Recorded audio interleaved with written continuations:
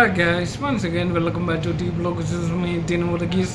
Okay, ഞാൻ ഇന്നിവിടെ present ചെയ്യാൻ ആഗ്രഹിക്കുന്ന ഒരു സബ്ജക്റ്റ് എന്ന് പറയുന്നത് മൂവീസിനെ കുറിച്ചുള്ളതാണ്.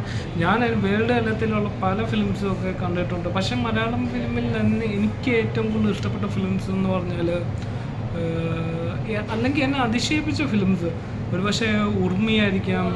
അത് മൈഡിയർ കുട്ടിച്ചാത്തൻ എന്ന് പറയുന്നത് അത് 2011 അവതാർ ഫസ്റ്റ് റിലീസായതിനു ശേഷം 2011 റിലീസ് ചെയ്തിരുന്നു.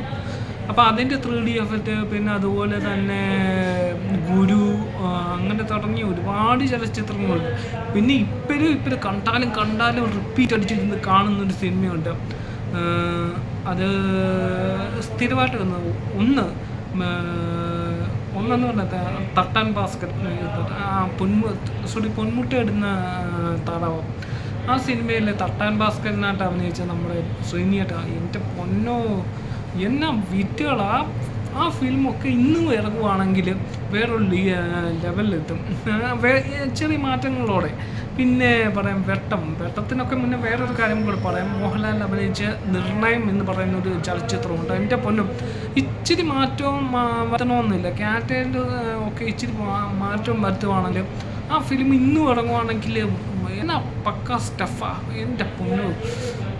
ഓക്കെ, അതിലെ ക്യാമറ ആംഗിളും കാര്യങ്ങളും ഒക്കെ കണ്ടിട്ട് ഞാൻ പണ്ട് മേടിച്ചിട്ടുണ്ട്. പിന്നെ ഇംഗ്ലീഷ് മൂവീസിലൊക്കെ നോക്കുകയാണെങ്കിൽ ടെർമിനേറ്റർ, ജുറാസിക് പാർക്ക്, സ്പീഡ്, അതൊക്കെ എന്ന് പറഞ്ഞ് എൻ്റെ കുട്ടിക്കാലത്തെ ഒരു HBO വരുന്ന HBO അല്ലെന്ന് തോന്നുന്നു, HBO സ്റ്റാർ മൂവീസ്, ഇത് രണ്ടും നൈറ്റിലായിരുന്നു. നൈറ്റൊക്കെ ആകുമ്പോഴത്തേക്കും കുറേ നല്ല മൂവീസൊക്കെ വരും. അത് കാണാൻ വേണ്ടി ഞങ്ങൾ വെയിറ്റ് ചെയ്യും. അത് പ്രത്യേകിച്ച് ആക്ഷൻ മൂവീസ്.